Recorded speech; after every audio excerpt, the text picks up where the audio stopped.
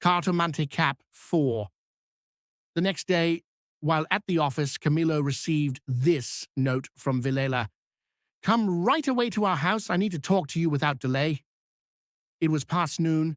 Camilo left soon. On the street, he noted that it would have been more natural to call him to the office. Why at home? Everything indicated a special matter, and the letter, whether reality or illusion, seemed trembling to him. He combined all these things with the news from the previous day. "Come right away to our house. I need to talk to you without delay," he kept repeating with his eyes on the paper.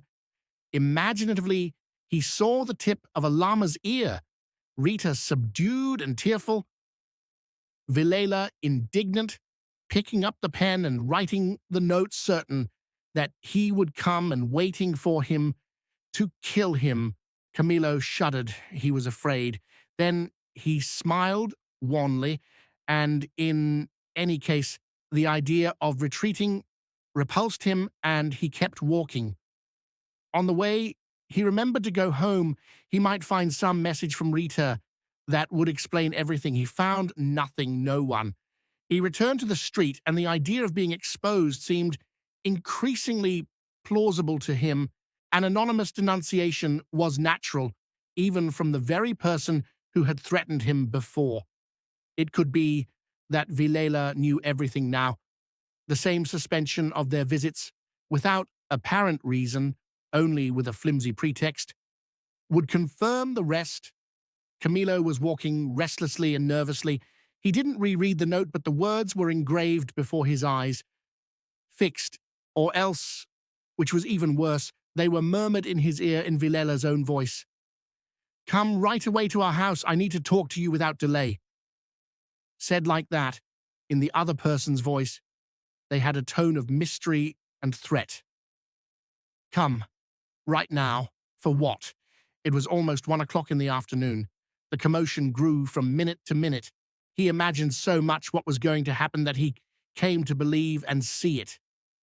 Positively, he was afraid.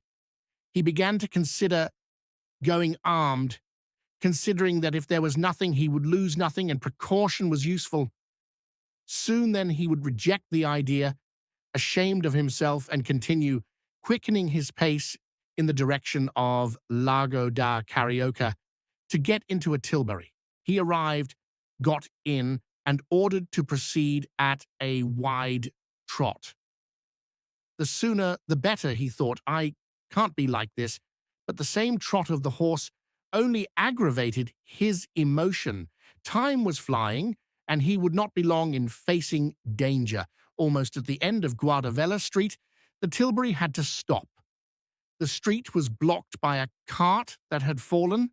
Camilo, in himself, assessed the obstacle and waited.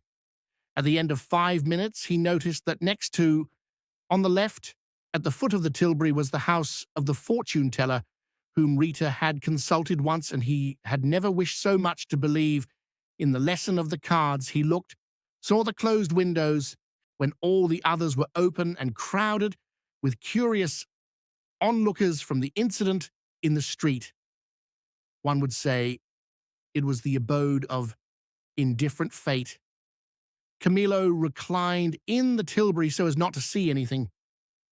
His agitation was extraordinarily great, and from the depths of the moral layers emerged some ghosts. From another time, the old beliefs, the ancient superstitions. The coachman suggested going back to the first alley and taking another route. He replied no, to wait, and he leaned forward to gaze at the house. Then he made an incredulous gesture. It was the idea of hearing the fortune-teller who passed by him from afar, very far away, with vast grey wings, disappeared, reappeared, and began to fade away in the brain.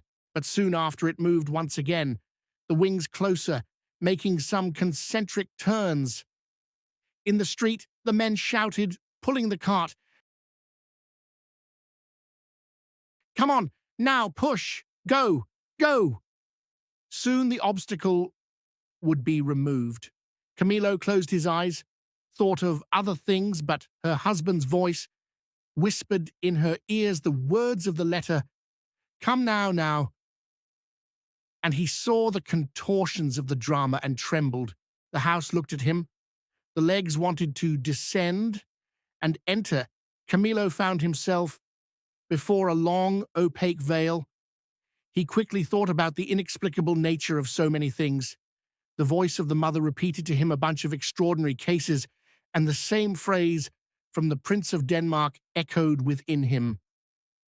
There are more things in heaven and earth than are dreamt of in your philosophy. What did he lose? If